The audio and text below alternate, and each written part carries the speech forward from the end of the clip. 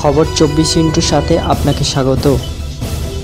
নতুন নতুন খবর জানার জন্য আমাদের চ্যানেলে চোখ রাখুন।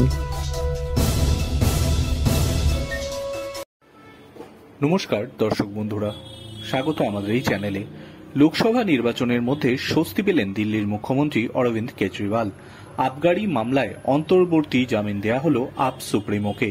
শুক্রবার সুপ্রিম কোর্টে মামলার শুনানি ছিল। আগামী 1 জুন পর্যন্ত অন্তর্বর্তী জামিন দেয়া হল তাকে। ভোটের প্রচারে যাতে কেজরিওয়াল যোগ দিতে পারেন তার জন্য জামিন দেওয়ার ইঙ্গিত আগেই দিয়েছিল শীর্ষ আদালত। আগামী 1 জুন লোকসভা নির্বাচনের শেষ দফার ভোট গ্রহণ হবে।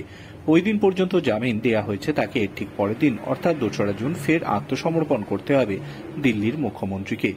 গত 21 মার্চ আবগারি মামলায় গ্রেফতার করা হয়েছিল কেজরিওয়ালকে। তার তরফে বর্ষিয়ান আইনজীবী অভিষেক মনু সিংভি আর্জি জানিয়েছিলেন যাতে 4 জুন পর্যন্ত অন্তর্বর্তী জামিন দেওয়া হয়, কিন্তু সেই আর্জি খারিজ করে দিয়েছে সুপ্রিম কোর্ট।